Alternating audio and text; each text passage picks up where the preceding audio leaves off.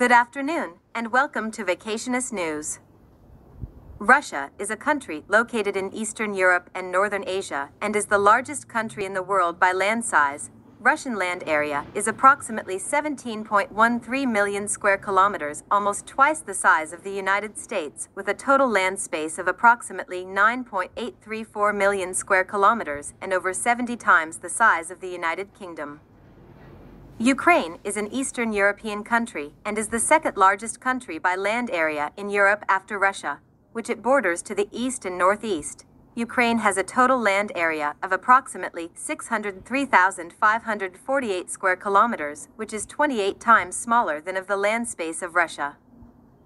The Russian population is approximately 144.1 million, while Ukraine has a population of approximately 44.13 million as of 2020. Why the war, also known as the Russo-Ukrainian War? The war is not because of just one issue.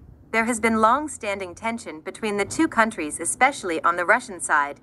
In February 2014, the Russian President Vladimir Putin launched the annexation of Crimea, where the Russian Federation captured the Ukrainian territory of Crimea.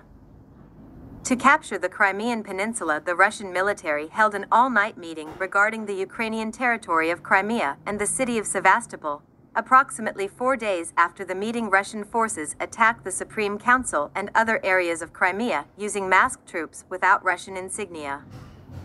The annexation of Crimea began planning on the 22nd to 23rd of February 2014, which was the day the Revolution of Dignity ended and Ukraine was going through a very hard time. The Revolution of Dignity, also known as the Maidan Revolution, which started on the 21st of November, 2013 and ended on the 23rd of February, 2014. Ukraine as a country was at its lowest point. The Euromaidan protests started because the Ukrainian President Viktor Yanukovych refused to sign a free trade agreement with the European Union and instead decided on choosing closer ties with Russia. European Union deal versus Russian deal. President Viktor Yanukovych turning down European Union deal for closer ties to Russia seemed like the better choice.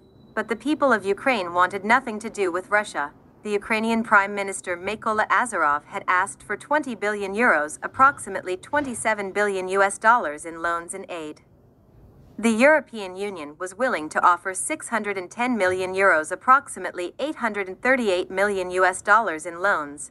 Russia was willing to offer $15 billion to Ukraine, as well as cheaper gas prices. The European Union demanded major changes to Ukraine's regulations and laws, but Russia did not require any changes. The turning point. The perception that Yanukovych was trying to establish closer ties with Russia played a major role in the protests. Yanukovych accepted bailout money of $2 billion out of a $15 billion package from Russia, and this was interpreted as a sign that he would seek close ties with Putin. Russian officials had been pressuring the Ukrainian administration to take decisive action to crush the protests, and the police assault on Euromaidan protesters was ordered hours after the $2 billion from Russia was transferred. Several government ministers from across Europe blamed Russia for exacerbating the violence in Ukraine. Following the decision made by Ukraine's fourth president Viktor Yanukovych to reject a political association and free trade agreement with the European Union at a meeting in Vilnius, Lithuania, large-scale protesting began across Ukraine, which became violent in February 2014, killing approximately 112 protesters and 18 police officers. On the 21st of February, 2014, President Yanukovych and the leaders of opposition decided to call an early election. The following day, President Viktor Yanukovych fled the Ukrainian capital city of Kyiv. The parliament went ahead and voted 328-0 and impeached Viktor Yanukovych from office.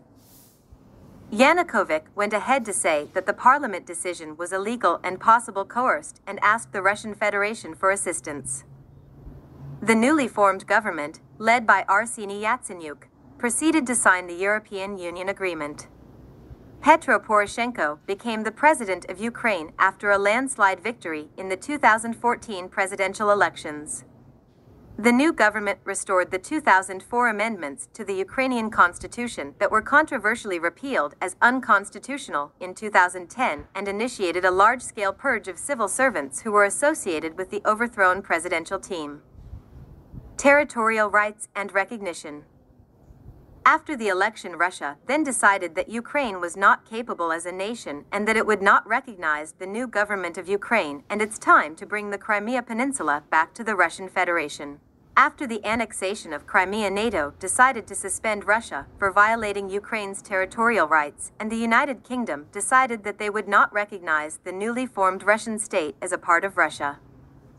As a result, the G8 summit became G7 because Russia violated international laws and had to be held accountable. Speculators suggested that the annexation of Crimea was carried out as a means to collect on the $2 billion given to previous president of Ukraine Viktor Yanukovych. Ukraine versus Russia.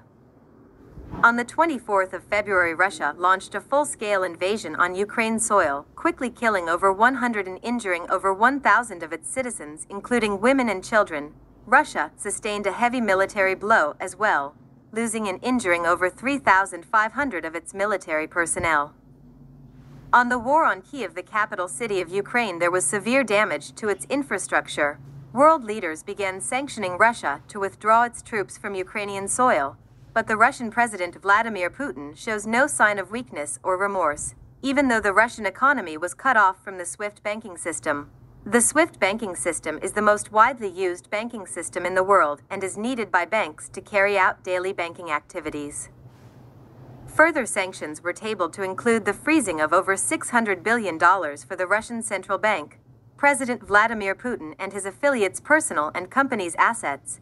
Also, their neighboring country of Belarus is also to face sanctions for supporting Russia in invading Ukraine. Germany announced that it would send 1,000 anti-tank weapons and 500 Stinger missiles to Ukraine to aid the country's embattled military against the Russian invasion, German Chancellor Olaf Scholz said, in a sharp departure from the country's long-standing policy of not allowing German-made lethal weapons to be sent to conflict zones.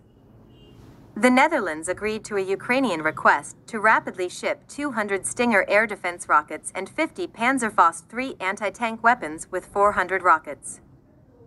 The Czech Defense Ministry immediately agreed to send machine guns, submachine guns, assault rifles, and pistols together with ammunition worth the equivalent of some $8.6 million. Switzerland agreed to implement the sanctions in coordination with the EU, a government statement said on February 28, adding that the sanctions will primarily affect goods and financial sanctions, but also include the freezing of the assets of individuals, including Russian President Vladimir Putin and companies.